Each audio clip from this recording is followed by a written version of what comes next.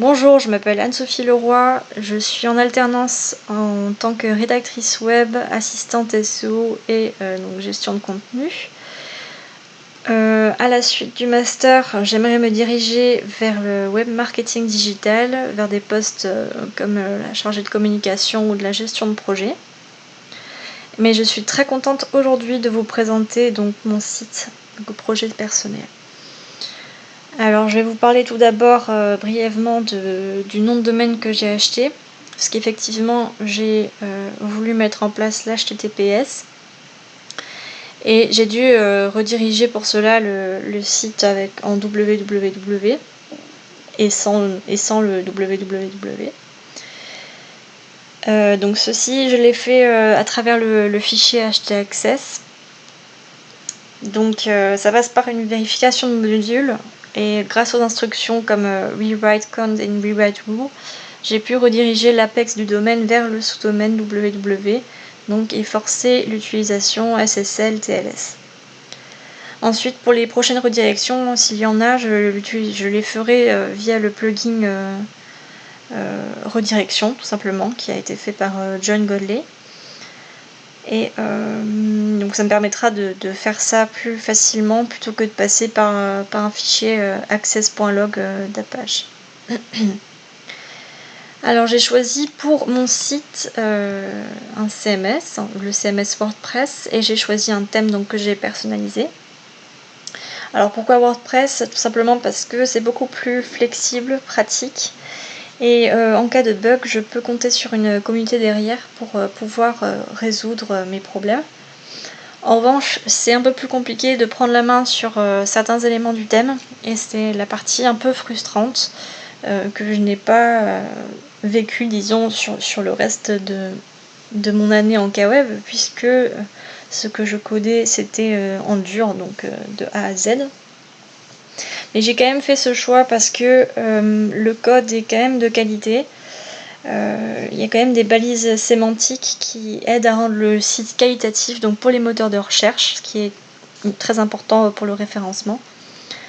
D'ailleurs, j'ai utilisé le plugin All-in-One SEO Pack plutôt que Yoast SEO parce qu'il est pour moi plus complet. Il me permet d'avoir un plan de site XML.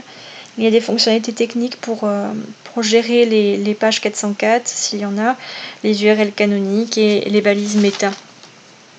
Je craignais aussi énormément les failles de sécurité. Pour moi, c'est quelque chose qui est essentiel pour un site, c'est qu'il soit sécurisé. Et les mises à jour régulières des plugins permettent vraiment de garder un site justement sécurisé. Et j'ai d'ailleurs, on va le voir tout de suite, j'ai ajouté un captcha sur mon formulaire pour ne pas être rempli de spam. Donc voilà. Alors, ce qui était très pratique, c'était les images, puisque j'ai pu les intégrer directement avec le back-office et les redimensionner là-dedans. Et j'ai pu ajouter mon logo facilement. Donc, le logo est une image, la bannière aussi. Et ils sont également responsive. J'avais vraiment envie d'avoir un site en one page, parce que je pense que c'est le meilleur modèle de site pour mon projet. C'est quelque chose de clair, de aéré, avec des éléments simples mais en même temps pertinents, donc pour amener les recruteurs éventuels vers une page de contact. C'est bon, je l'ai mise donc à part par rapport à la one page. Donc pour avoir vraiment quelque chose de plus formel. C'est pour ça que j'ai choisi de créer une page pour la page de contact. Vers le footer, en bas de page, on retrouve donc mon profil LinkedIn, suffisamment voyant pour inciter à le consulter. Et donc j'ai choisi le orange comme couleur principale avec du gris. Je trouvais que le noir et le blanc, ça faisait vraiment trop de contraste. Le gris balançait un petit peu tout ça. Et le orange, lui, venait mettre en évidence plutôt la créativité, la communication, l'optimisme. Et c'est vraiment l'image que j'avais envie de véhiculer.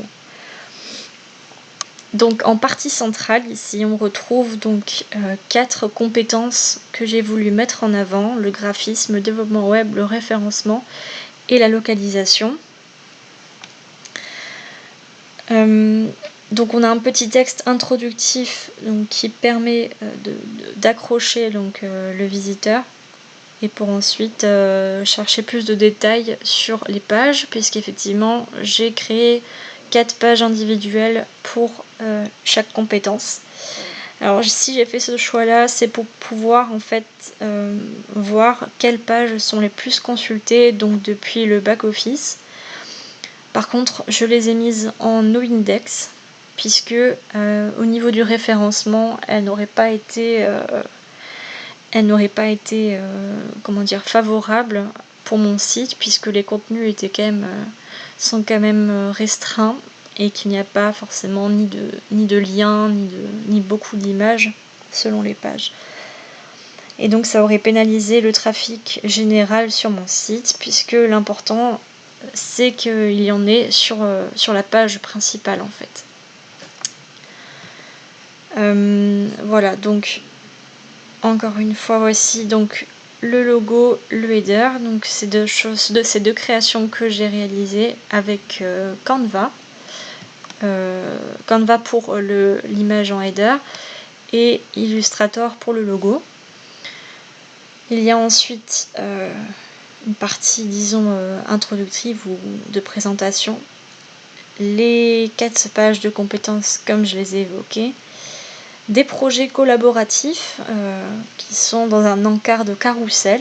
Donc il est statique en desktop, mais il tourne en fait en mobile. Voilà. Ça. Et enfin, on retrouve en bas de page le blog, qui est pour l'instant en construction. Donc avec un article sur le référencement, donc les no-index. Voilà. Donc toutes ces choses-là, je les ai personnalisées. Donc via le fichier de la feuille de style en CSS. On retrouve une page en allemand. Donc pareil, avec les 4 pages de compétences, l'éco-projet, la citation traduite et le blog à venir. Donc voilà, voici mon projet. Je suis très contente d'avoir pu bénéficier des différents cours durant cette année pour pouvoir venir au terme de ces projets, puisqu'il y a eu énormément. Donc ça m'a beaucoup apporté, autant en design qu'en développement, en référencement. C'était vraiment très enrichissant et voilà, c'est que le début. Et je remercie encore l'équipe pédagogique pour leur bienveillance et pour les compétences qu'ils nous ont transmises. Voilà, donc je vous laisse visionner encore ce site et